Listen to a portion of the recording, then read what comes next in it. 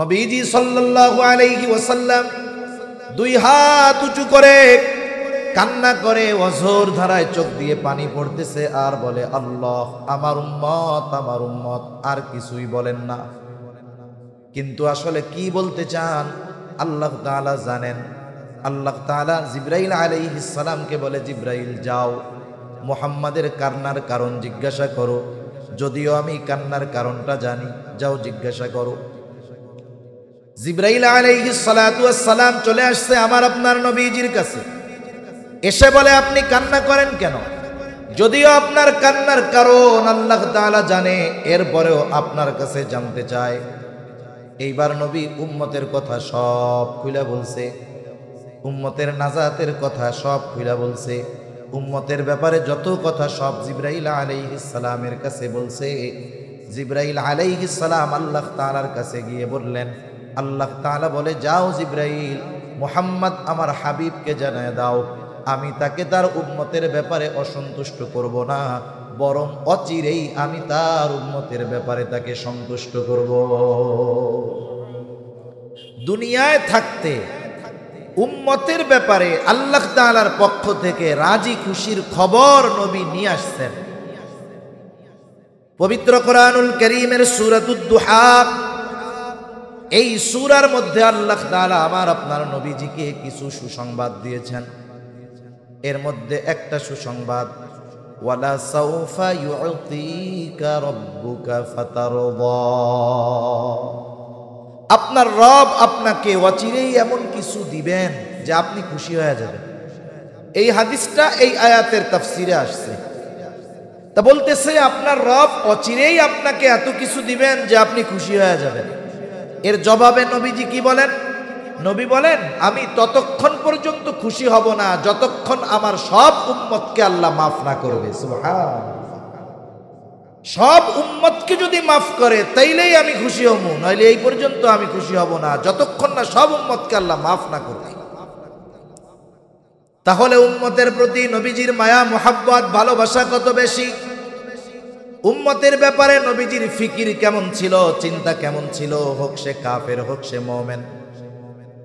যখন নবীজি প্রাথমিক দিকে দাওয়াত দেওয়া শুরু করলেন প্রকাশ্যভাবে, যেই মানুষগুলোর ভিতরে নবীজি দাওয়াত দিয়েছেন, হঠাৎ করে নতুন করে গিয়েই নবী ওয়াজ শুরু করেন নাই।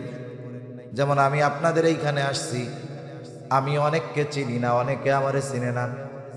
আসলাম 1 ঘন্টা হয়তো কিছু মুযাকারা করে চলে যাব, আপনারা শুধু আমার কথাটাই শুনবেন, কিন্তু আমার ব্যক্তিত্ব, আমার চরিত্র, আমার আখলাক সম্পর্কে আপনারা বাস্তবিক অর্থে পরিপূর্ণভাবে জ্ঞাত নয়। ঠিক কিনা বলেন? কারণ একটা মানুষকে এক মুহূর্তের মধ্যে চেনা যায় না। একটা মানুষের সাথে দীর্ঘ সময় অবস্থান করলে মানুষটার বাস্তবিক চরিত্র সম্পর্কে জানা যায়। আমার আপনার নবী হুট করে গিয়া নতুন কোনো পরিবেশে দাওয়াত দেন নাই। যেই পরিবেশে তিনি দাওয়াত দেওয়া শুরু করেছেন, ওই মক্কার জমিনে তিনি এর আগে 43 বছর তিনি অতিবাহিত করেছেন। أو كما قال النبي صلى الله عليه وسلم صدق الله العلي العظيم وصدق رسوله النبي الكريم ونحن على ذلك من الشاهدين والشاكرين والحمد لله رب العالمين سبحانك لا علم لنا إلا ما علمتنا إنك أنت العليم الحكيم اللهم صل على محمد وعلى آل محمد كما صليت على إبراهيم وعلى آل إبراهيم إنك حميد مجيد اللهم بارك على محمد وعلى آل محمد كما باركت على إبراهيم وعلى آل إبراهيم إنك حميد مجيد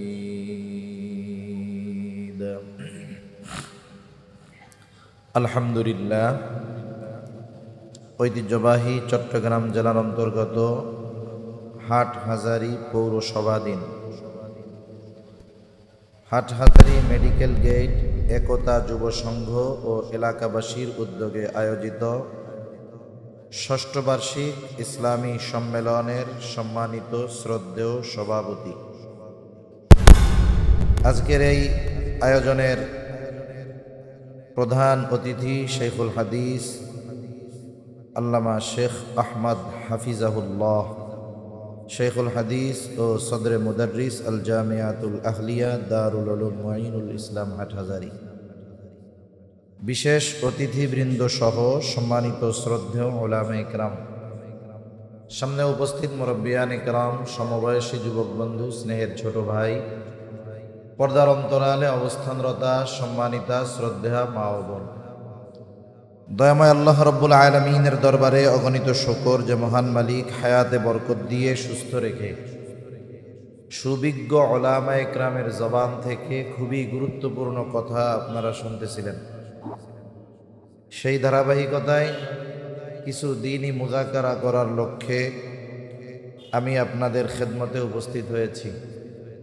যে মহান মানিব আমাদেরকে হাজারো মানুষের মধ্য থেকে যাচাই বাছাই করে এই বরকতময় মজলিসে আসার বসার, কিছু কথা বলবার, শ্রবণ করবার তৌফিক দিলেন, সে মহান মানিবকে খুশি করার জন্য মোহাব্বতের সাথে জবান খুলে অন্তর থেকে একবার কালিমাতুশ শুকর পাঠ করি, আলহামদুলিল্লাহ। অগণিত দুরূদ ও সালাম সাইয়্যিদুল আম্বিয়া, আশরাফুল আম্বিয়া, খাতামুল আম্বিয়া, ইমামুল মুরসালিন, রহমাতুল লিল আলামিন মুহাম্মাদুর রাসূলুল্লাহ সাল্লাল্লাহু আলাইহি ওয়াসাল্লামের উপর। আমি আপনাদের খেদমতে পবিত্র কোরআনুল কারীম থেকে দুইটা আয়াত তিলাওয়াত করেছি। আল্লাহ তাআলার কাছে তৌফিক চাই, আয়াতদ্বয়কে সামনে রেখে আল্লাহ তাআলা কিছু কথা বলার তৌফিক দেন, যে কথাগুলো আমাদের সবার দুনিয়া এবং আখিরাতের জন্য কল্যাণকর হয়। সকলে আবারও বলি আমিন। সম্মানিত উপস্থিতি, আমরা মুহাম্মাদুর রাসূলুল্লাহ সাল্লাল্লাহু আলাইহি ওয়াসাল্লামকে ভালোবাসি। এ ভালোবাসা সাধারণ ভালোবাসা নয়, বরং এ ভালোবাসার সম্পৃক্ততা, সম্পর্ক ঈমানের সাথে।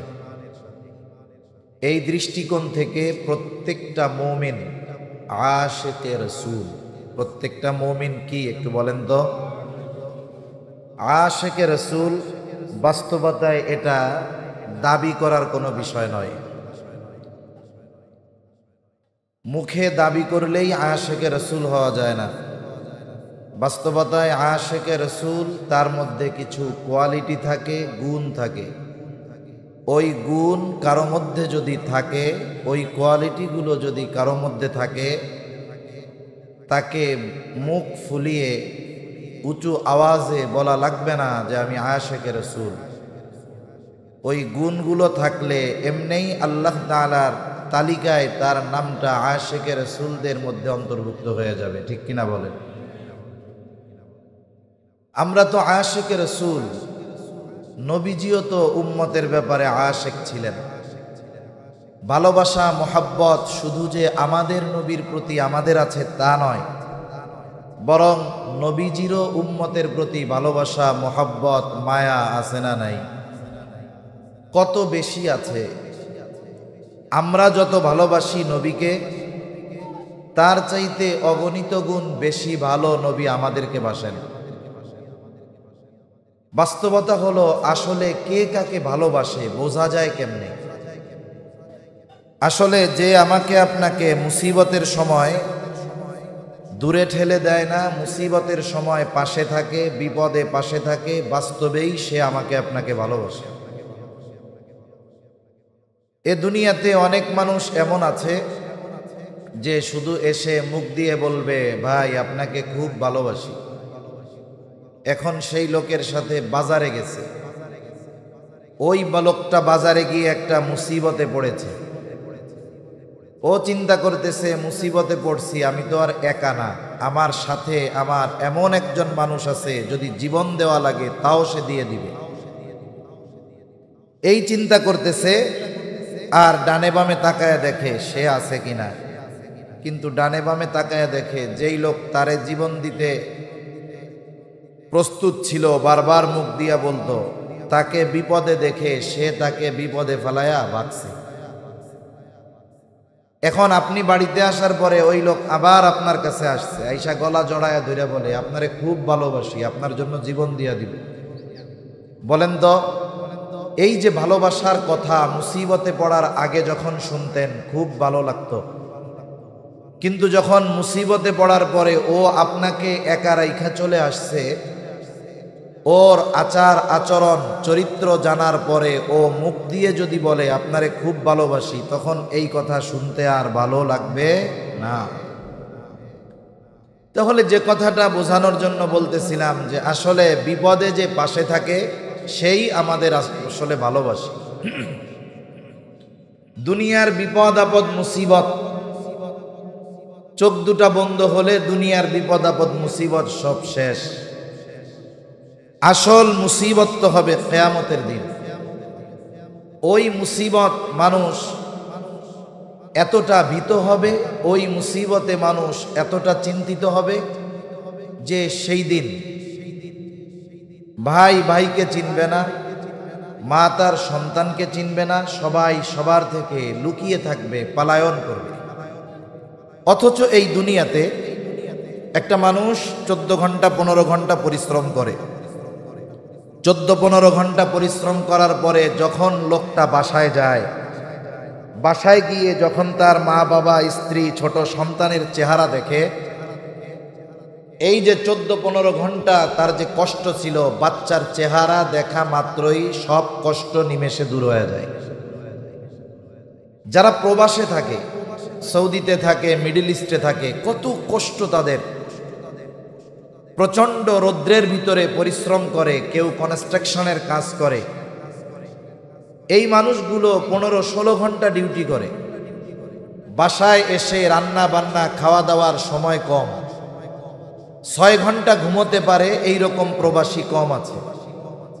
অথচ বাসায় আসার পরে সে যখন মোবাইল নিয়ে তার বাসায় ফোন দেয়, বাচ্চাটার চেহারা দেখে, এই যে 16, 17, 18 ঘন্টার কষ্ট মুহূর্তের ভিতরে দূর হয়ে যায়। ঠিক কিনা বলেন? তাহলে দুনিয়াতে মানুষ কষ্ট দূর করার জন্য স্ত্রীর চেহারা দেখে, মা বাবার চেহারা দেখে, সন্তানের চেহারা দেখে, কিন্তু কিয়ামতের কষ্ট, কিয়ামতের মুসিবত সন্তান, স্ত্রী, মা বাবার চেহারা দেখলে দূর হবে না, বরং ওই দিন সন্তানের চেহারা দেখা, মা বাবার চেহারা দেখা তাদের জন্য আরো কষ্টের কারণ হয়ে যাবে। এই জন্য ওই মুসিবতের দিন সবাই সবার থেকে পালাইতে থাকবে।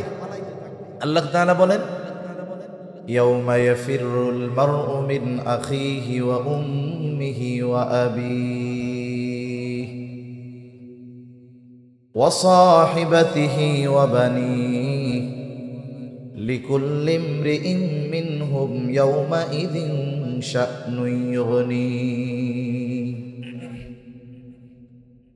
আল্লাহ রাব্বুল আলামিন বলেন, কিয়ামতের দিন ভাই ভাইয়ের থেকে পলায়ন করবে, পিতামাতার থেকে মানুষ পলায়ন করবে, স্ত্রী সন্তানদের থেকে পলায়ন করবে। প্রত্যেকটা মানুষ সেই দিন নিজের চিন্তায় বিভোর থাকবে, নিজের চিন্তায় চিন্তিত থাকবে। সবাই চিন্তিত। সেই দিন আমার আপনার নবীজিও চিন্তিত থাকবেন। সব মানুষ চিন্তিত থাকবে নিজের জন্য, আর আমার আপনার নবীজি চিন্তিত থাকবেন উম্মতের নাজাতের জন্য। নবীজি নিজের চিন্তায় চিন্তিত থাকবেন না, নবীর চিন্তা আমার উম্মতের কি হবে। দুনিয়াতেও যেমন নবীর উম্মতের চিন্তায় চিন্তিত, আখিরাতের ময়দানে নবীজিও উম্মতের চিন্তায় চিন্তিত থাকবেন। একটা মানুষ যখন চিন্তাগ্রস্ত থাকে, পেরেশান থাকে, আপনি তাকে যতই আরামের বিছানা দেন না কেন, এসি রুমে তাকে আপনি শোয়া দেন না কেন, অনেক সময় ঘুমের ট্যাবলেট আপনি তাকে খাওয়ান না কেন, পেরেশানির কারণে অনেক সময় ঘুমের ট্যাবলেটেও ঘুম আসে না, আরামের বিছানা এসি রুমেও ঘুম আসে না। মানুষ যখন চিন্তিত থাকে সে এক জায়গায় স্থির থাকতে পারে না, সে ঘরের মধ্যে বিভিন্ন জায়গায় পায়চারি করে, ছাদে যায়, বাড়ির উঠান দিয়ে হাঁটাহাঁটি করে, তার মানে সে বারবার শুধু স্থান পরিবর্তন করে। কিয়ামতের দিন আমার আপনার নবী উম্মতের চিন্তায় বিভোর, তিনিও এক জায়গায় স্থির থাকবেন না। নবীজি একবার চলে যাবেন হাউজে কাউসারের কাছে, না জানি তার কোনো উম্মত পানি পানে মাহরুম হয়ে যায়। আবার চলে যাবেন পুলসেরাতের গোড়ায়, না জানি কোনো উম্মত পুল পাড়ি দিতে ব্যর্থ হয়ে যায়। আবার চলে যাবেন মিজানের কাছে, না জানি কোনো উম্মত ওজনে ধরা পড়ে যায়। আবার চলে যাবেন জাহান্নামের কাছে, না জানি কোনো উম্মতকে জাহান্নামে দিয়ে দেওয়া হয়। আবার যখন উম্মতের জন্য সুপারিশের দরকার, নবীজি আল্লাহ তাআলার কাছে সুপারিশ করবেন, সব নবী জান্নাত অভিমুখে রওনা হয়ে যাবে, জান্নাতের দোরগোড়ায় পৌঁছিয়ে যাবে। জান্নাতের দরজা বন্ধ, খোলা হবে না। জিজ্ঞাসা করা হবে কি ব্যাপার, দরজা খোলা হয় না কেন? জবাব দেওয়া হবে, যিনি আসলে খোলা হবে তিনি আসেন নাই। কে আসলে খোলা হবে? বলে মুহাম্মাদুর রাসূলুল্লাহ সাল্লাল্লাহু আলাইহি ওয়াসাল্লাম। কোথায় তিনি? হাসরের ময়দানে, উম্মতের চিন্তায় চিন্তিত। বলে নবী ততক্ষণ পর্যন্ত জান্নাত অভিমুখে রওনা হবে না, যতক্ষণ না তার ওই উম্মত থেকে নাজাতের সংবাদ নবী না পাবে, ততক্ষণ পর্যন্ত নবী নিজে জান্নাত অভিমুখে রওনা হবে না। তাহলে নবীজির উম্মতের প্রতি দরদ মায়া কত বেশি, কত বেশি! এই দুনিয়াতেও নবীজি উম্মতের চিন্তায় চিন্তিত। আব্দুল্লাহ ইবনে আমর ইবনুল আস রাদিয়াল্লাহু তাআলা আনহু বলেন, আন্নান নাবিয়্য সাল্লাল্লাহু আলাইহি ওয়াসাল্লাম তাআলা মা কাওলাল্লাহি আযজা ওয়া জাল্লা ফি ইব্রাহিম আলাইহিস সালাম। সাহাবায়ে কেরাম নবীজির সাথে নবীজি সাল্লাল্লাহু আলাইহি ওয়াসাল্লাম কোরআনুল কারীম থেকে তিলাওয়াত করলেন। বলে কি তিলাওয়াত করলেন? যা আল্লাহ তাআলা ইব্রাহিম আলাইহিস সালামের ব্যাপারে নাজিল করেছে। কি নাজিল করেছে? বলে ইব্রাহিম আলাইহিস সালাম তার উম্মতের জন্য ক্ষমা চায়া দোয়া করে। আল্লাহ তাআলা সেই দোয়ার খবর জানিয়ে দেন। ইব্রাহিম আলাইহিস সালাম দোয়া করতেছে, রব্বি ইন্নাহুন্না আদলালনা কাসীরাম মিনান নাস ফামান তাবিআনি ফাইন্নাহু মিন্নি ওয়া মান আসানি ফাইন্নাকা গফুরুর রহিম। ইব্রাহিম আলাইহিস সালাম বলে, রব, এই প্রতিমাগুলো, এই মূর্তিগুলো অধিকাংশ মানুষকে পথচ্যুত করে ফেলেছে, পথভ্রষ্ট করে ফেলেছে। ফামান তাবিআনি ফাইন্নাহু মিন্নি, তবে এদের মধ্য থেকে যারা আমার আনুগত্য করেছে, মূর্তি পূজা বাদ দিয়ে ঈমান এনেছে, ফাইন্নাহু মিন্নি, সে তো আমার দলভুক্ত। যে মূর্তি পূজা বাদ দিয়ে আমার আনুগত্য করেছে সে তো আমার দলভুক্ত। ওয়া মান আসানি ফাইন্নাকা গফুরুর রহিম। আর যে আমার আনুগত্য করে নাই, যদিও মূর্তি পূজা ছাড়ে নাই, যদিও আমার আনুগত্য করে নাই, এরপরেও তো সে আমার উম্মত। কেমন যেন ইব্রাহিম আলাইহিস সালাম আল্লাহ তাআলার কাছে ওই উম্মতদের ব্যাপারেও ক্ষমা চায় বলেন, আপনি তো গফুর, আপনি তো রহিম, আপনি চাইলে তো আমার এই উম্মতগুলাকেও মাফ করে দিতে পারেন। মূলত গুনাহগার উম্মতের জন্য ক্ষমা প্রার্থনা করে ইব্রাহিম আলাইহিস সালাম আল্লাহ তাআলার কাছে দোয়া করেছেন। ওয়াকালা ঈসা আলাইহিস সালাম ইন তুআযিবহুম ফাইন্নাহুম ইবাদুক। ঈসা আলাইহিস সালাম তার উম্মতের জন্য দোয়া করে বলে, ইন তুআযিবহুম ফাইন্নাহুম ইবাদুক, আপনি যদি তাদেরকে আযাব দেন, আপনি যদি তাদেরকে শাস্তি দেন, তারা তো আপনারই বান্দা। ওয়া ইন তাগফির লাহুম ফাইন্নাকা আনতাল আজিজুর হাকিম। আর আপনি যদি তাদেরকে মাফ করে দেন, আরে আপনি তো আজিজ, আপনি তো হাকিম, আপনি মহাপরাক্রমশালী, মহাপ্রজ্ঞাময়। তার মানে ঈসা আলাইহিস সালাম আল্লাহ তাআলাকে বলে, আল্লাহ আপনি আমার গুনাহগার উম্মত, তারা তো আপনারও বান্দা, আপনি যেহেতু আজিজ, আপনি যেহেতু হাকিম, আপনি আমার এই গুনাহগার উম্মত গুলাকে মাফ করে দেন। দুই নবী তার গুনাহগার উম্মতের ব্যাপারে ক্ষমা চেয়ে আল্লাহ তাআলার কাছে দোয়া করছে। নবীজি যদিও সব সময় উম্মতের চিন্তায় চিন্তিত, তবে কিছু কিছু সময় আছে, যেমন একটা মানুষের বাপ মারা গেছে, বাবা দুনিয়ায় নাই, এই লোকটার অন্তরে সব সময় বাবা হারানোর বেদনা আছে না নাই? যখন এই ধরনের ঘটনা তার সামনে আসে যে আরেকজন তার বাবা হারানোর গল্প তাকে শোনাচ্ছে, তখন বলেন তো, এমনি তো বাবা হারানোর বেদনা আছে, আরেকজনের বাবা হারানোর গল্প যখন সে শোনে, অন্যান্য সময়ের চাইতে বাবার কথা বেশি মনে পড়ে না কম মনে পড়ে? স্বাভাবিক বেশি মনে পড়বে।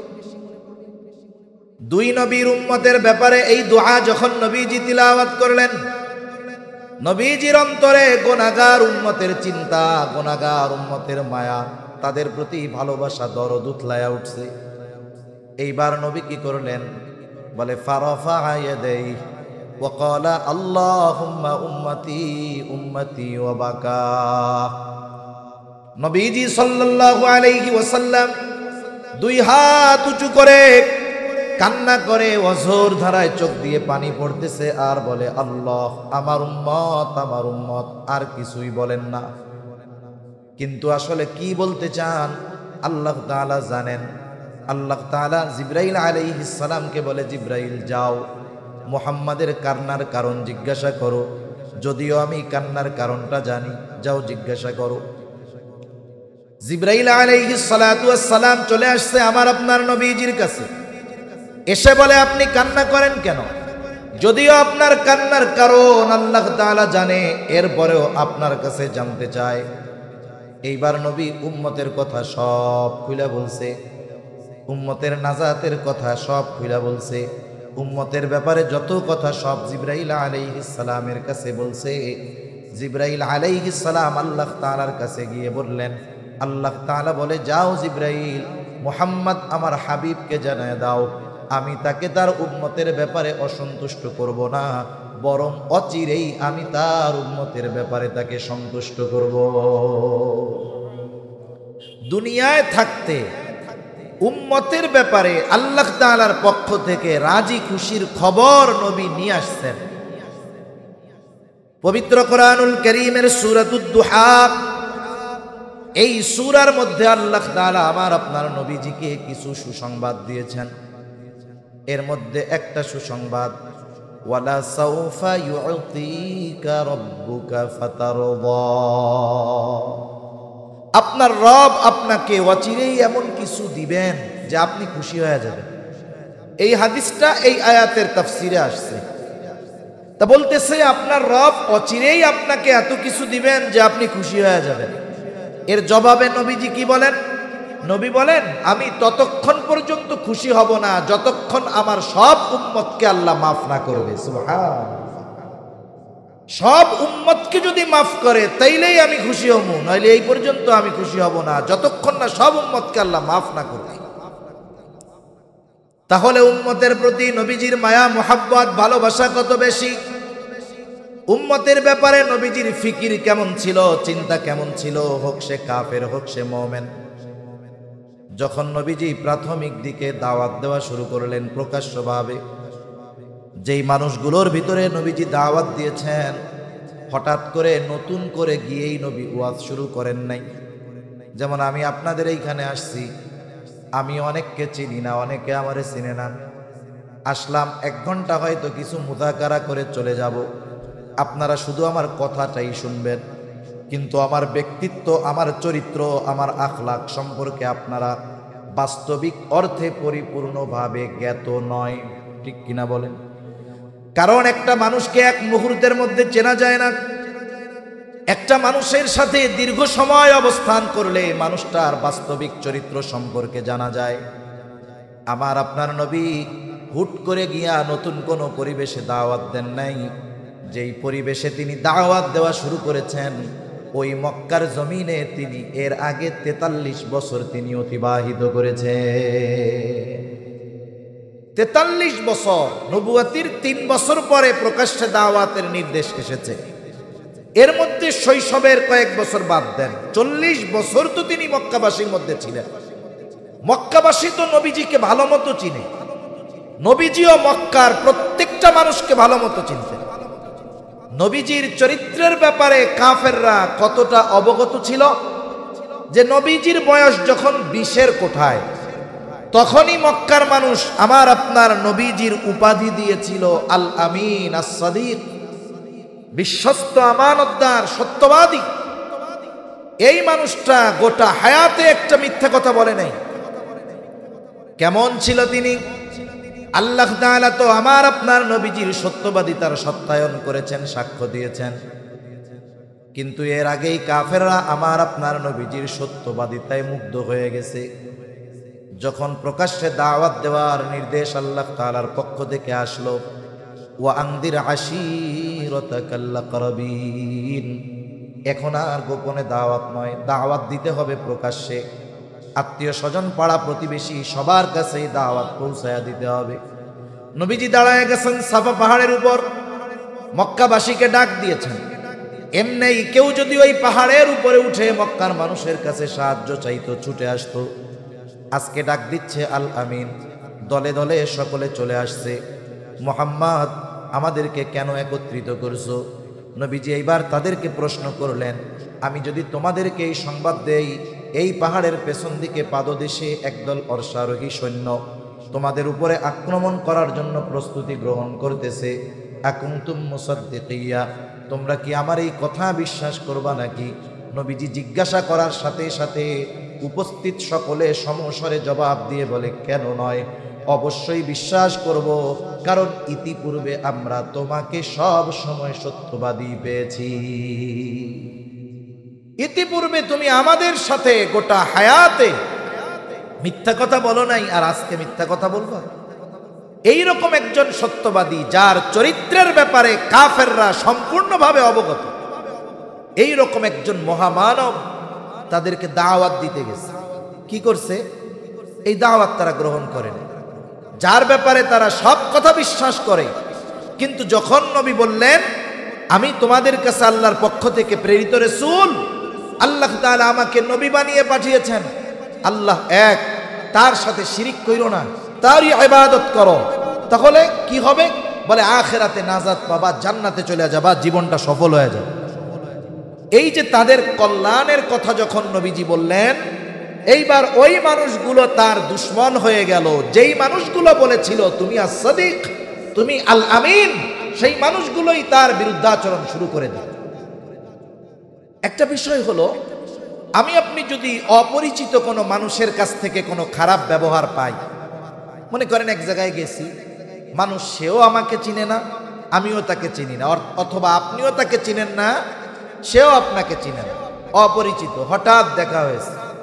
এই সময় ওই ব্যক্তি যদি আমার বা আপনার সাথে, অপরিচিত ওই ব্যক্তি খারাপ আচরণ করে, এই কষ্টটা হবে সাময়িক, একটু পরেই দেখবেন ওর খারাপ আচরণের কারণে মনে আর কষ্ট থাকবে না।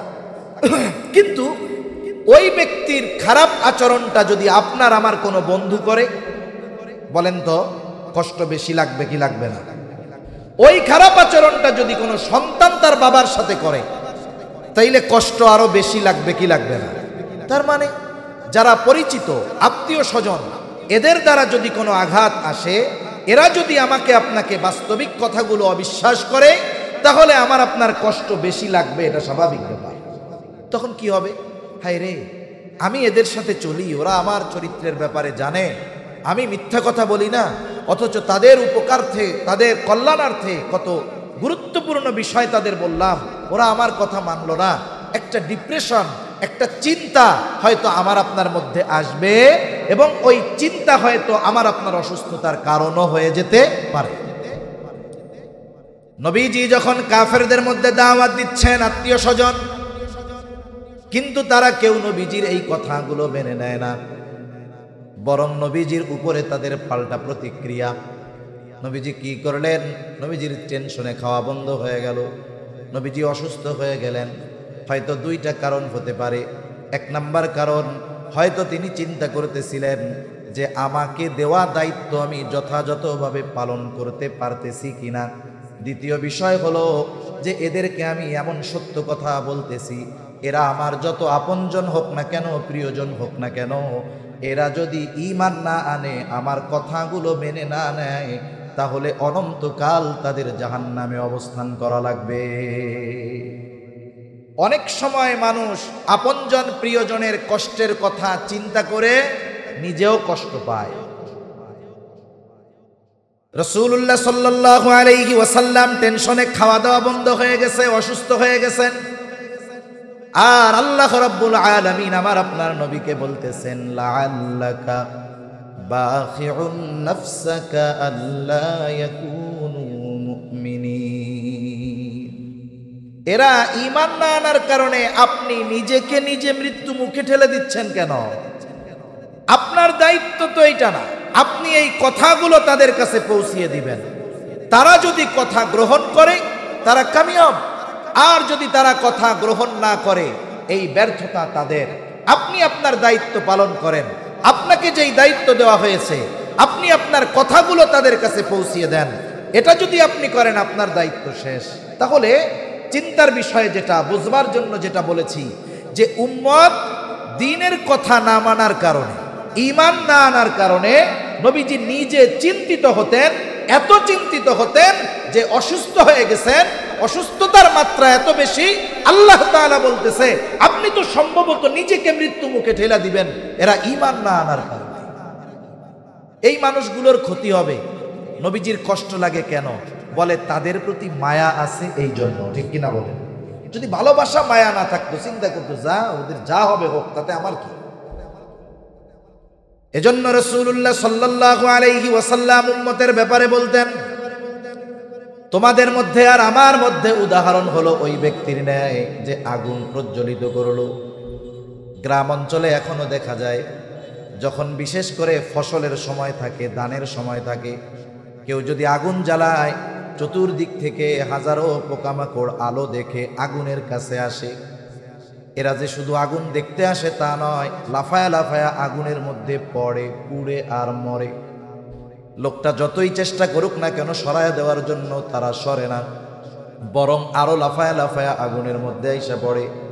নবীজি বলেন, আমি তোমাদের কোমর ধরে ধরে জাহান্নামের দিক থেকে টেনে আনি, আর তোমরা আমার হাত থেকে ছুটে সেদিকে চলে যাও।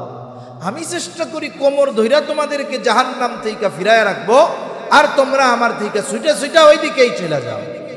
এ কথাগুলোর দ্বারা উম্মতের প্রতি নবীজির কত মায়া ভালোবাসা, এগুলোর প্রকাশ পাওয়া যায়। শুধু তাই না, নবীজি যে তার সামনে উপস্থিত উম্মতদের শুধু ভালোবাসতেন এমনটা নয়, কিয়ামত পর্যন্ত অনাগত সকল উম্মতের প্রতি নবীজি তার ভালোবাসার খবর দিয়ে গেছেন। নবীজি একদিন হঠাৎ করে বলতেছেন, আমার ভাইদেরকে দেখতে মন চায়। উপস্থিত সাহাবায়ে কেরাম বলে, ইয়া রাসূলুল্লাহ, আমরা কি আপনার ভাই নই? নবীজি বলে, তোমরা আমার সাহাবী, তোমরা হলো আমার সাথী, তাহলে আপনার ভাই আবার কারা? বলে, আমার পরে আমাকে না দেখে যারা ঈমান আনবে তারাই হলো আমার ভাই। এর দ্বারা কিয়ামত পর্যন্ত যত মানুষ আসবে, রাসূলুল্লাহ সাল্লাল্লাহু আলাইহি ওয়াসাল্লাম তাদের প্রতি ভালোবাসার খবর দিয়ে গেছে।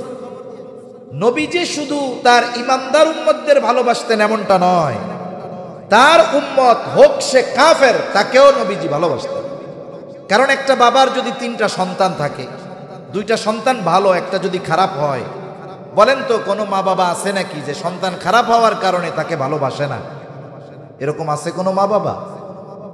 বরং ওই সন্তান যেটা খারাপ, ওর জন্য আল্লাহ তাআলার কাছে দোয়া আরো বেশি করে, খারাপ সন্তানের জন্য চিন্তা বেশি করে। আল্লাহ তাআলার কাছে বলে, আল্লাহ, মারা যাওয়ার আগে যদি ওই খারাপ সন্তানটা যদি ভালো হয়ে যাইতো, তাকেও যদি ভালো দেখে যেতে পারতাম তাহলে মরেও শান্তি পেতাম। আরে সন্তান খারাপ হওয়ার পরেও মা বাবার ভালোবাসা হৃদয়ে কেন? বলে সন্তান তো মোহাব্বত আছে, এই জন্য তাদেরকে দূরে সরায়া দেয় না। অনুরূপভাবে উম্মত যদিও গুনাহগার হয়, মোহাব্বতের কারণে নবী উম্মতদেরকে দূরে ঠেলে দেয় না। উম্মত কাফের, কিন্তু এরপরেও উম্মত তো মোহাব্বতের কারণে কাফেরদের প্রতিও নবীজির ভালোবাসা আছে। নবীজি আশা করেন যারা ঈমান আনবে। এই জন্য কাফেরদের দ্বারা নবীজি যখন কোনো জুলুমের শিকার হতেন, আঘাতপ্রাপ্ত হতেন, কাফেররা যখন কষ্ট দিত, নবীজি বদদোয়া করতেন না। উহুদের ময়দানে নবীজির দামদান শহীদ হয়ে গেছে। রাসূলুল্লাহ সাল্লাল্লাহু আলাইহি ওয়াসাল্লামের মুখ রক্তে রঞ্জিত হয়ে গেছে। নবীজি রক্ত মুছতেছিলেন। সাহাবায়ে কেরাম বলে, ইয়া রাসূলুল্লাহ, আপনি এদের জন্য বদদোয়া করেন। নবীজি বলেন, আমি তো রহমত হিসাবে প্রেরিত হয়েছি, অভিশাপ হিসাবে নয়।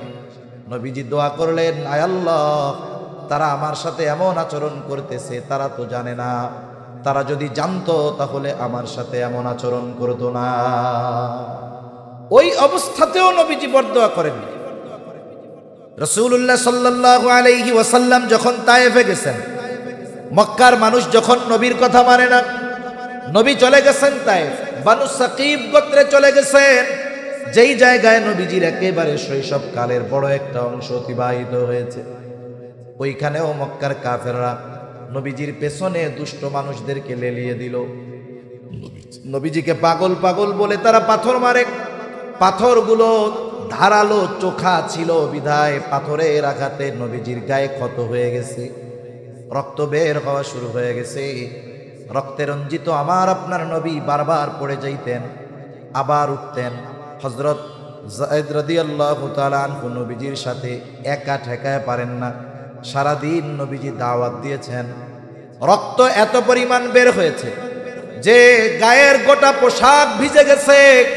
পোশাক ভিজে, গা বেবে, পা বেবে, রক্ত পড়ে, জুতার মধ্যে রক্ত ঢুকছে। ওই রক্ত শুকায় গেছে, শুকায়া জুতা পায়ের সাথে আটকে গিয়েছে। অনেক সময় আমরা ব্লাড ডোনেট করি, অনেক সময় রক্ত দান করি মানুষকে। এরকমও দেখছি 100 গ্রাম 150 গ্রাম রক্ত দেহ থেকে নেওয়া হয়। অনেক মানুষ আধা ঘন্টা উঠতে পারে না, অনেকে দাঁড়িয়েছে আবার মাথা চক্কর দিয়ে পড়ে গেছে রক্ত শূন্যতায়। অথচ কত জুলুম, কত অত্যাচার, যে গোটা দেহের পোশাক ভিজে গেছে, এরপরে রক্ত বেয়ে বেয়ে পড়ে জুতার মধ্যে ঢুকছে। ওই রক্ত শুকিয়ে জুতা পায়ের সাথে আটকে গিয়েছে। নবীজি সাল্লাল্লাহু আলাইহি ওয়াসাল্লাম সারাদিন দাওয়াতি কাজ করবার পর পড়ন্ত বিকালে এক আঙ্গুর বাগানের পাশে একটু নবীজি বিশ্রাম নিচ্ছেন। জিবরাইল আলাইহিস সালাম চলে আসছে, এসে বলে, ইয়া রাসূলুল্লাহ, এই কওম আপনার সাথে কেমন আচরণ করেছে আপনার মালিক সব দেখছে। আজকে আমার সাথে নতুন একজন ফেরেশতাকে আল্লাহ তাআলা পাঠিয়েছেন। নবীজি বলেন, এইবার ওই ফেরেশতা আমার সামনে আসলো, সালাম দিল। সালাম দিয়া বলে, ইয়া রাসূলুল্লাহ, এই কওম আপনার সাথে কেমন আচরণ করেছে আপনার মালিক সব জানে। আমি পাহাড়ের দায়িত্বে নিয়োজিত ফেরেশতা, আল্লাহ তাআলা আপনার নির্দেশ পালনার্থে আমাকে পাঠিয়েছেন। আপনি যদি আমাকে নির্দেশ দেন, যারা আপনার সাথে এমন আচরণ করেছে, 2টা পাহাড় দিয়ে আমি এদেরকে পিষে দিব, একেবারে নিশ্চিহ্ন হয়ে যাবে, এদের কোনো অস্তিত্বই থাকবে না। কিন্তু নবীজি তো প্রতিশোধ পরায়ণ ছিলেন না। নবীজি ছিলেন ক্ষমার আধার। রাসূল আকরাম সাল্লাল্লাহু আলাইহি ওয়াসাল্লাম ক্ষমার গুণে গুণান্বিত ছিলেন। ওনার অন্তরটা আল্লাহ তাআলা রহমত দিয়ে, মায়া দিয়ে ভরে দিয়েছিলেন। এই জন্যই তো ওনার কাছে মানুষেরা আসতো। নবীর কাছে যারা আসতো, নবীর এই নরম আচরণের কারণে আল্লাহ তাআলা কোরআনুল কারীমের মধ্যে বলেন, ফাবিমা রাহমাতিম মিনাল্লাহি লিনতা লাহুম ওয়ালাউ কুনতা ফাযযান গালিযাল কলবি লানফাদ্দু মিন হাওলিক ফা'ফু আনহুম ওয়াস্তাগফির লাহুম ওয়াশাওিরহুম ফিল আমর। আল্লাহ রাব্বুল আলামিন বলেন, ফাবিমা রাহমাতিম মিনাল্লাহি লিনতা লাহুম, আল্লাহ তাআলার আপনার প্রতি বিশেষ রহমত, যে তিনি আপনাকে নরম তবিয়তের করেছেন, দিলটাকে নরম বানায় দিয়েছেন, রহমত দিয়ে ভরে দিয়েছেন। ওয়ালাউ কুনতা ফাদ্দান গালিদাল কলবি লানফাদ্দু মিন হাওলিক, আপনি যদি কঠোর স্বভাবের হতেন, আপনি যদি রূঢ় হৃদয়ের হতেন, আপনি যদি কঠোর রুক্ষভাষী হতেন, এরা আপনার আশেপাশে কেউ আসতো না। এরা তো আপনার এই তবিয়তের কারণে, আপনার মায়া মোহাব্বত ভালোবাসার কারণে আসে। একটু যদি এদের দ্বারা উল্টাপাল্টা হয়ে যায়, আপনি তাদেরকে ক্ষমা তো করবেনই করবেন, সাথে সাথে এদের জন্য আল্লাহ তাআলার কাছেও ক্ষমা চাইবে। এমন নরম দিলওয়ালা নবী। ফিরিস্তা বলে আদেশ দেন, 2 পাহাড় দিয়া এদেরকে শেষ করে দেই। নবীজি একটু আরাম করতেছিলেন, যেহেতু ক্লান্ত, এবার উনি উঠা বসছে। নবীজি ফিরিস্তার কথার জবাবে বলতেছে, কেমন যেন বলে যে তুমি তো বলতেছ যে আমাকে আদেশ দেন 2 পাহাড় দিয়ে এদেরকে নিশ্চিহ্ন করে দেই, পিষে দেই, কিন্তু এদের ব্যাপারে আমি কি আশা করি? নবীজি বলেন, বাল আরজু আন ইয়াখরুজাল্লাহু মিন আসলাবিহিম মান ইয়াবুদুল্লাহা ওয়াহদাহু ওয়া লা ইউশরিকু বিহি শাইআ। তুমি তো বলতেছো আদেশ দেন 2 পাহাড় দিয়া পিষা শেষ করে দেই, আর আমি তো এই লোকগুলার ব্যাপারে আল্লাহ তাআলার কাছে আশা করতেছি যে আল্লাহ তাআলা হয়তোবা এদের মধ্য থেকে এমন এক কওম বের করবে, এমন এক প্রজন্ম বের করবে, এমন এক জেনারেশন বের করবে যারা এক আল্লাহর ইবাদত করবে, তার সাথে কারো শরীক করবে না। সুবহানাল্লাহ। গায়ের রক্ত শুকায় নাই, যাদের দ্বারা আঘাতপ্রাপ্ত হয়েছে তাদের ব্যাপারে সামান্য শাস্তির কথাও নবীজি বলেন নাই। এর দ্বারা বোঝা যায় তার উম্মত, হোক সে কাফের হোক সে মুমিন, প্রত্যেক উম্মতের প্রতি নবীজির কত মায়া, কত মহব্বত, কত ভালোবাসা। একের পর এক বলতে গেলে লম্বা কথা বলা যাবে, তবে কিছু কিছু সময় আছে 1000 জনের চাইতে 1 জনের কথার মূল্য বেশি, ঠিক কিনা বলেন? নবীজি যে আমাদের ভালোবাসে, দুনিয়ার সব কিছু একদিকে রাখেন, নবীজি যে আমাদের ভালোবাসে, এই ভালোবাসার কথা আমাদের জানিয়ে দিয়েছেন আল্লাহ। নবী যে আমাদের ভালোবাসেন এই খবর দিছেন কে? জোরে বলেন না, কে? আল্লাহ তাআলা দিয়েছেন। আল্লাহ তাআলা কি বলেন? আল্লাহ রাব্বুল আলামিন বলেন, লাকাদ জাআকুম রাসূলুম মিন আনফুসিকুম আজিজুন আলাইহি মা আনিতুম হারিসুন আলাইকুম বিল মুমিনিনা রাউফুর রহিম। আল্লাহ তাআলা বলেন, লাকাদ জাআকুম রাসূলুম মিন আনফুসিকুম, তোমাদের মধ্য থেকে তোমাদের জন্য এমন একজন রাসূল এসেছেন, এমন একজন রাসূলের আগমন হয়েছে। কেমন সেই রাসূল? 1 নাম্বার গুণ আল্লাহ তাআলা বলেন, আজিজুন আলাইহি মা আনিতুম, তোমাদের জন্য যেটা কষ্টের সেটা তার জন্য কষ্টের। তার মানে তোমরা যেটাতে কষ্ট পাও নবীজিও সেটাতে কষ্ট পায়। তার মানে সমব্যথী, তোমরাও যেটাতে কষ্ট পাও নবীজিও সেটাতে কষ্ট পায়। আলহামদুলিল্লাহ। এখন কথা হলো, একজনের কষ্টে আর একজন কষ্ট পায় কেন? এটা কিভাবে সম্ভব? একজনের ব্যথা আর একজন অনুভব করে কেমনে? কিভাবে সম্ভব? বলে সম্ভব যদি সম্পর্কটা মোহাব্বতের হয়, ভালোবাসার হয়, ঠিক কিনা বলে? মোহাব্বতের সম্পর্কের কারণে অনেক সময় আরেকজনের কষ্টে মানুষ কষ্ট পায়, আরেকজনের ব্যথায় মানুষ ব্যথিত হয়। যেমন মনে করেন একজন মানুষ, তার একটা বাচ্চা আছে, বয়স 2 বছর বা 2.5 বছর, ছোট বাচ্চা, গভীর রাত, প্রত্যন্ত অঞ্চল, গাড়ি ঘোড়া পাওয়া যায় না, দোকানপাট খোলা থাকে না, গভীর রাত। 2 বছরের বাচ্চা প্রচন্ড রকমের জ্বরাক্রান্ত হয়ে গেছে, এত অসুস্থ যে তার চোখ দুটো মনে হয় ফুটে বের হয়ে যাবে। জ্বরের তীব্রতায় বাচ্চাটা আহ আহ করতেছে, কিন্তু মা বাবা অপারগ, আশেপাশে কোনো বাজার নাই, দোকান নাই, আবার সন্তানকে নিয়ে মেডিকেলে আসবে, লম্বা পথ পাড়ি দিয়ে আসার উপায় নাই, রাত 2টা 3টা বাজে। অপেক্ষা করতেছে কখন সকাল হবে। ওই অসুস্থ সন্তান কষ্টে, জ্বরের তীব্রতায় কষ্ট পাচ্ছে, পাশে বসে আছে তার মা বাবা। বলেন তো ওই অসুস্থ ছোট বাচ্চাটা অসুস্থতার কারণে যত কষ্ট পায়, তার চাইতে পাশে বসে থাকা মা বাবা কষ্ট কম পায় নাকি বেশি পায়? কি বলেন তো? যারা বিয়া করে নাই, বাচ্চা হয় নাই, তারা তো এটা বুঝবে না।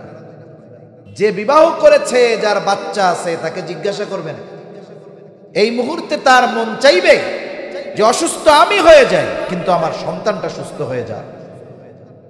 সম্রাট জহিরুদ্দিন বাবর এই উপমহাদেশে, যার মাধ্যমে মোগল সাম্রাজ্যের গোড়পত্তন ঘটেছিল। আসলে আমরা মোগল সম্রাটদের ইতিহাস পড়ি, আমরা ইতিহাস পড়ি কাদের? ইসলামের ইতিহাস পড়ি আমরা। তবে লিখেছে কারা এই ইতিহাস? বলে এই ইতিহাস লেখছে হলো অমুসলিম যারা, তারা। আমি একটা উদাহরণ মাঝে মধ্যে দিতাম, যে মাঝে মধ্যে বলি, মনে করেন একজন কট্টর বিএনপি আওয়ামী বিদ্বেষী, ওকে বলা হয়েছে তুমি শেখ মুজিবুর রহমানের জীবনীটা লেখবা। আর অপর পক্ষের একজন আওয়ামী লীগ কট্টর বিএনপি বিদ্বেষী, ওরে দেওয়া হয়েছে তুমি জিয়াউর রহমানের জীবনীটা লেখবা। এরা দুইজন যদি এই দুই ব্যক্তির জীবনী লেখে, কি পাবেন বন্ধু? অবস্থা খারাপ হয়ে যাবে না? তাই না? ইতিহাস হলো মুসলমানদের, লেখছে অমুসলিমেরা। তাহলে বোঝা গেল এই ইতিহাসের মধ্যে বাস্তব ইতিহাস নাই। ইতিহাসের রন্ধ্রে রন্ধ্রে তারা ইসলাম বিদ্বেষিতা ঢুকিয়ে দিয়েছে। সামান্য একটা বিষয় যদি সামনে আনি তাহলে বুঝতে সহজ হয়। আমাদের দেশে ইসলামের ইতিহাস অনেক বইয়ে, অথবা উপমহাদেশে ইসলামের ইতিহাস এইরকম শিরোনামের বইয়ে মোগল, যে উম্মতের যেই বিষয়টা উম্মতের জন্য কষ্টের, এটা নবীর জন্য কষ্টের। তিনি সমব্যথী, উম্মতের প্রতি মুহাব্বত, মায়া, ভালোবাসার কারণেই তিনি কষ্ট পান। এরপরে আল্লাহ তাআলা বলেন হারিসুন আলাইকুম, তিনি তোমাদের জন্য কল্যাণকামী। নবীজি উম্মতের ব্যাপারে সব অবস্থায় কল্যাণকামী। তিনি উম্মতের জন্য কখনো কঠোরতা চান না। যেই বিষয়টা উম্মতের জন্য কল্যাণকর, নবীজি সেটাই করেন। যেমন হাদিসের মধ্যে আসছে, নবীজি বলেন আল্লাহ তাআলা প্রত্যেকটা নবীকে তার উম্মতের ব্যাপারে বিশেষ একটা দোয়া করার সুযোগ দিয়েছে, এবং এই দোয়াটা কবুলের প্রতিশ্রুতিও আল্লাহ তাআলা দিয়েছেন। নবীজি বলেন সব নবী সেই দোয়া তার উম্মতের ব্যাপারে দুনিয়ায় করে ফেলছে। নবীজি বলেন আমি ওই দোয়াটাকে সংরক্ষণ করে রেখেছি, দুনিয়াতে করি নাই। কিয়ামতের দিন ওই দোয়াটা আমি আমার উম্মতের জন্য সুপারিশ হিসাবে করব। এই দুইটা বিষয় সব উম্মতের জন্য আম এটা। তবে মুমিনদের প্রতি ভালোবাসা নবীজির আলাদা, স্পেশাল ভালোবাসা মুমিনদের প্রতি। আর আল্লাহ তাআলাও নবীকে উম্মতের জন্য বিশেষ অনুগ্রহ হিসাবে ঘোষণা করেছেন, যেই উম্মতগুলো ঈমানদার। আল্লাহ তাআলা কোরআনুল কারীমের মধ্যে বলেন লাকাদ মান্নাল্লাহু আলাল মুমিনিনা ইয বাআসা ফীহিম রাসূলাম মিন আনফুসিহিম। আল্লাহ তাআলা বলেন লাকাদ মান্নাল্লাহু আলাল মুমিনিন, মুমিনদের উপর আল্লাহ তাআলার বিশেষ অনুগ্রহ। কি বিশেষ অনুগ্রহ? বলে ইয বাআসা ফীহিম রাসূলাম মিন আনফুসিহিম, যে তিনি তাদের মধ্য থেকে তাদের জন্য একজন রাসূল পাঠিয়েছেন। এই জন্য এই নবী হলো মুমিন উম্মতদের জন্য আল্লাহ তাআলার পক্ষ থেকে বিশেষ অনুগ্রহ। এই জন্য মুমিন উম্মতদের প্রতি নবীজির মোহাব্বত, ভালোবাসাও স্পেশাল। আপনি আমি, আমার আপনার সব আত্মীয় স্বজন যারা আছে, তাদের যারা ছোট বাচ্চা আছে, সবাই আমরা ভালোবাসি। কিন্তু যতই ভালোবাসি অন্যদের, নিজের সন্তানের চাইতে বেশি নয়। নবীজি সব উম্মতকে ভালোবাসে, তবে তার ঈমানদার উম্মতের চাইতে বেশি নয়। যেমন আপনার নিজের সন্তানের প্রতি ভালোবাসা বেশি, স্পেশাল, অনুরূপভাবে নবীজির মুমিন উম্মতের প্রতি ভালোবাসা স্পেশাল এবং বেশি। এই জন্য আল্লাহ তাআলাও সেই স্পেশাল ভালোবাসার কথা বলেন। আল্লাহ তাআলা বলেন বিল মুমিনিনা রাউফুর রহিম। যেই নবী তোমাদের কাছে এসেছে, তোমাদের মধ্য থেকে তার মুমিন উম্মতদের প্রতি তার ভালোবাসা কেমন। আল্লাহ তাআলা এই ভালোবাসার গভীরতা বোঝানোর জন্য, ভালোবাসা কত বেশি বোঝানোর জন্য এমন দুইটা শব্দ আমার আপনার নবীর শানে ব্যবহার করেছেন, যেই দুইটা শব্দ কোনো সৃষ্টির ব্যাপারে ব্যবহার করার অনুমতি নাই। একটা হলো রউফ, একটা হলো রহিম। রউফুর রহিম এটা আল্লাহ তাআলার দুইটা গুণবাচক নাম। দুনিয়ার কোনো মানুষ রউফুর রহিম হতে পারে না, কোনো পীর রউফুর রহিম হতে পারে না। যদি কেউ বলে আমার পীর এইটা, তাহলে আমি বলবো তুমিও বেঈমান, পীরও বেঈমান। ঠিক কিনা বলেন? এটা কেউ হতে পারে না। রউফুর রহিম হলেন আল্লাহ। সেই রউফুর রহিম আল্লাহ, অতি সদয় পরম দয়ালু আল্লাহ। উম্মতের ব্যাপারে নবীজির কত মায়া, কত দয়া, কত মুহাব্বত, কত ভালোবাসা, এটা বোঝাতে গিয়ে কি শব্দ ব্যবহার করেন। আল্লাহ তাআলা বলেন এই নবী তার মুমিন উম্মতদের ব্যাপারে হলেন অতি সদয় পরম দয়ালু। স্বয়ং আল্লাহ তাআলা আমার আপনার নবীকে তার মুমিন উম্মতদের ব্যাপারে বলতেছে সে তার মুমিন উম্মতদের জন্য রউফুর রহিম। তাহলে রউফুর রহিম হলেন আল্লাহ, আর আল্লাহ বলেন নবী আপনি আপনার মুমিন উম্মতদের জন্য রউফুর রহিম। সুবহানাল্লাহ বলেন। তাহলে সেই নবীর আমাদের প্রতি কত মায়া, কত মোহাব্বত, কত ভালোবাসা। আশা করি এই কথার পরে বুঝতে আর আপনাদের বাকি থাকবে না। নাকি কেউ বুঝতেছেন না যে নবী কতটুকু ভালোবাসে? বুঝতে পারছেন তো?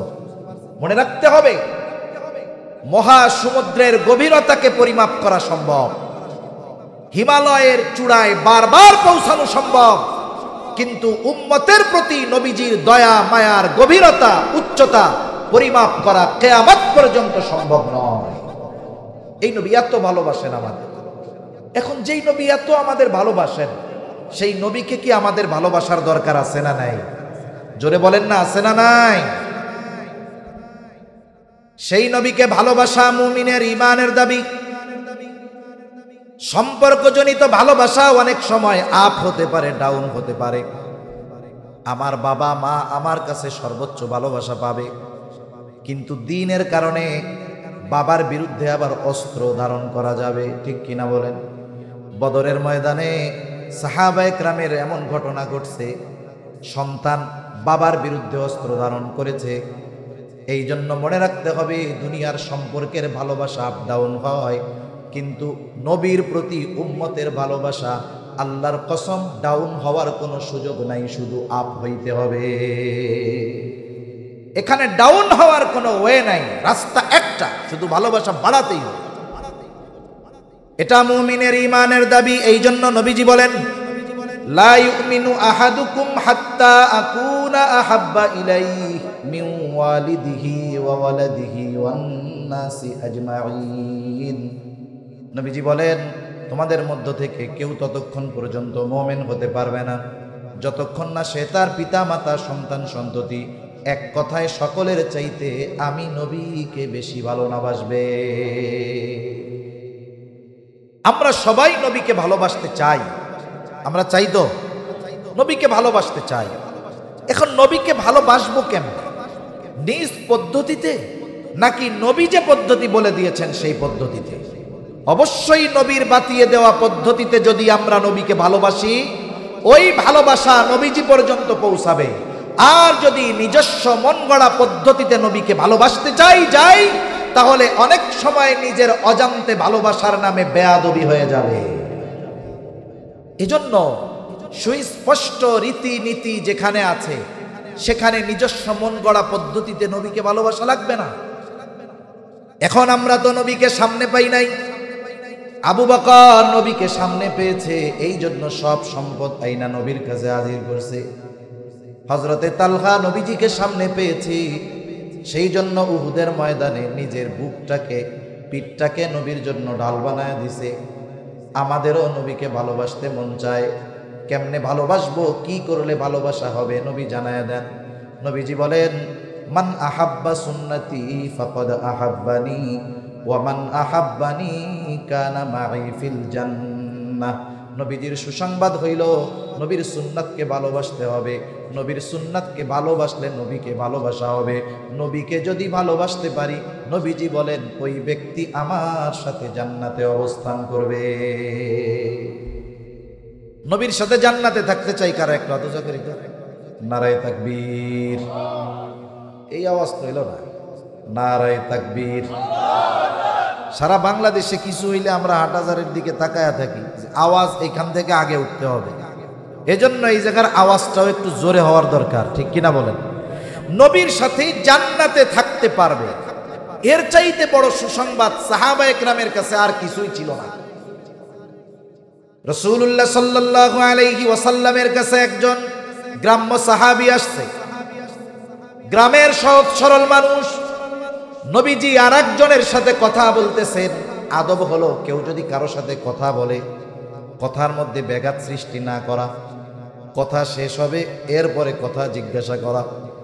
কিন্তু গ্রামের মানুষ, সরল মানুষ বোঝে না। নবীজি আর একজনের সাথে কথা বলতেছে, ওই লোকটা গিয়া নবীজিরে জিজ্ঞাসা করে, ইয়া রাসূলুল্লাহি মাতাস সাআহ, হে আল্লাহর রাসূল কিয়ামত কখন হবে? তার খুব তাড়াহুড়ো, তার খুব ব্যস্ততা, কেমন যেন সে কিয়ামতের জন্য কাঠি গুঠি নিয়ে রেডি, কিন্তু কিয়ামত আসতেছে না। নবীজি ওই ব্যক্তির সাথে কথা শেষ করে জিজ্ঞাসা করলেন, কোথায় ওই ব্যক্তি যে এই কথা কইছে যে কিয়ামত কখন হবে? বলে, ইয়া রাসূলুল্লাহ আমি কইছি। নবীজি তাকে পাল্টা প্রশ্ন করলেন, মা আদাত্তা লাহা, কিয়ামতের জন্য তুমি কি পাথেয় সংগ্রহ করছো? এইবার লোকটা বলে, আমি আল্লাহ এবং তার রাসূলকে ভালোবাসি। কারণ প্রশ্নের দ্বারা বোঝা যাচ্ছিল সে কিয়ামতের ব্যাপারে সংবাদ জানতে চাচ্ছে এমনটা নয়, বরং তার ভিন্ন কিছু জানার উদ্দেশ্য। নবীজি তো উম্মতের রুহানি ডাক্তার ছিলেন, এই জন্য প্রশ্ন করার পরে মূল উদ্দেশ্যটা বুঝতে পারছে। প্রশ্ন করছে, কি পাথেয় সংগ্রহ করছো? লোকটা বলে, আমি আল্লাহ এবং তার রাসূলকে ভালোবাসি। নবীজি জবাব দিলেন, আল মারউ মাআ মান আহাব্বা, যে যাকে ভালোবাসে মহাব্বত করে তার সাথে অবস্থান করবে। প্রশ্ন শুরু হয়েছে কি দিয়া? বলে কিয়ামত কখন হবে। শেষ হয়েছে কি দিয়া? বলে যে যাকে মহাব্বত করে তার সাথে অবস্থান করবে। তার মানে বোঝা যায় প্রশ্ন যেই উদ্দেশ্যে করা হয়েছে, যদিও দেখা যাচ্ছে কিয়ামতের ব্যাপারে সে খবর চায়, কিন্তু উদ্দেশ্য তা নয়, ভেতরে ভেতরে উদ্দেশ্যটা ভিন্ন। মূলত নবী তার মূল উদ্দেশ্যের জবাবটা দিয়ে দিলেন। এই জবাব পায়া ওই লোকটা বাড়ির দিকে হাঁটা দিয়েছে। হযরত আনাস রাদিয়াল্লাহু তাআলা আনহু বলেন, নবীর সাথে জান্নাতে থাকতে পারবো, এই খবর শুনে আমরা এত খুশি হয়েছি, ইসলাম গ্রহণের পরে আর কোনো কথার দ্বারা এত খুশি হই নাই। তাহলে নবীর সাথে জান্নাতে থাকার সুসংবাদ সাহাবায়ে কিরামের কাছে ইসলাম গ্রহণের পরে সবচাইতে আনন্দের খবর ছিল। সেই নবীর সাথে জান্নাতে থাকার সুযোগ আমাদের আছে না নাই? জোরে বলেন না, আছে না নাই? তাহলে কি করতে হবে? নবীর সুন্নাতকে মহব্বত করতে হবে, তাইলে অফার পাওয়া যাবে জান্নাতে থাকার। মনে করেন এক বড় কোম্পানি আপনাকে, আমাকে বা আমাদের যে কাউকে একটা অফার দিছে। অফার কি?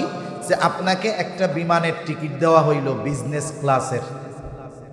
এই বিমানে চড়ে আপনি ওমরার সফরে যাইতে পারবেন, আসতে পারবেন। আবার একবারে ক্লক টাওয়ারের একেবারে উপরের দিকে, যেখান থেকে বাইতুল্লাহর ভিউ পরিপূর্ণ দেখা যায়। প্রতি রাত্রে একদিন 24 ঘন্টায় বাংলাদেশি টাকায় 30-40 হাজার টাকা এমনি সময় লাগে। এই হোটেলে 5 দিন থাকার সুযোগ আর বিজনেস ক্লাস বিমানে যাওয়া আসার সুযোগ। বড় অফার না? অফার তো পাইছেন। এখন আপনার আমার কাছে পাসপোর্টও নাই, ভিসাও নাই। এখন বলেন তো, পাসপোর্ট ভিসা যদি না থাকে অফার গ্রহণ করার সুযোগ আর আছে? সুযোগ আর নাই। আলহামদুলিল্লাহ, আমাদের আজকের মাহফিলের অন্যতম আকর্ষণ আমার এলাকার জামাই আর কি, সেই হিসেবে দুলাভাই কই, আল্লামা হাবিবুল্লাহ মাহমুদ কাসেমি হাফিজাহুল্লাহ হযরত চলে আসছেন। আমরা একটা তাকবীর দেই, নারায়ে তাকবীর, নারায়ে তাকবীর। মাশাআল্লাহ, একটু জমে জমে বৈশা যান, আমি 2-3 মিনিটের মধ্যে শেষ করে দেই। তাহলে অফার পাওয়া গেল, কিন্তু অফার ভোগ করতে হইলে পাসপোর্টও লাগবে, ভিসাও লাগবে। লাগবে কি লাগবে না? পাসপোর্ট ভিসা কোনটা? পাসপোর্ট ভিসা কোনটা? নবীজি বলেন কুল্লু উম্মতি ইয়াদখুলুনাল জান্নাতা ইল্লা মান আবা। নবীজি বলেন আমার সব উম্মত জান্নাতে প্রবেশ করবে, আবা উম্মত ছাড়া। জিজ্ঞাসা করা হলো ইয়া রাসূলুল্লাহ, আবা উম্মত কারা? নবীজি বলেন মান আতাআনি দাখালাল জান্নাহ ওয়া মান আসানি ফাকাদ আবা। নবীজি বলেন যে আমার আনুগত্য করবে জান্নাতে প্রবেশ করবে, যে আনুগত্য করবে না আবা উম্মত জান্নাতে প্রবেশ করবে না। তাহলে বোঝা গেল নবীর সাথে যদি জান্নাতে থাকতে হয় তাহলে নবীর সুন্নতকে মোহাব্বতের সাথে অনুসরণ করতে হবে, ঠিক কিনা বলেন? মোহাব্বত করতে হবে, অনুসরণ করতে হবে। শেষ কথা বলে আলোচনা শেষ করে দেই। মনে করেন এই দুনিয়া থেকে আমরা সকলেই চলে যাব। যখন আমার গোসল হয়ে যাবে, কাফন পরিয়ে দিবে, জানাজাটা শেষ, এইবার লাশটা নিয়ে যখন কবরস্থানের পাশে রাখা হবে, কবরের পাশে রাখা হবে, দুইজন ভেতরে নামবে, উপর থেকে দুইজন লাশ নিচের দুইজনকে ধরায়া দিবে। এই যে লাশটা যখন কবরে রাখা হয় একটা দোয়া পড়ে, বিসমিল্লাহি ওয়া আলা মিল্লাতি রাসূলিল্লাহ, পড়ে না? এটা আমরা এখন একজনের বেলায় পড়ি, আমাদের বেলায় কয়দিন পরে পড়বে।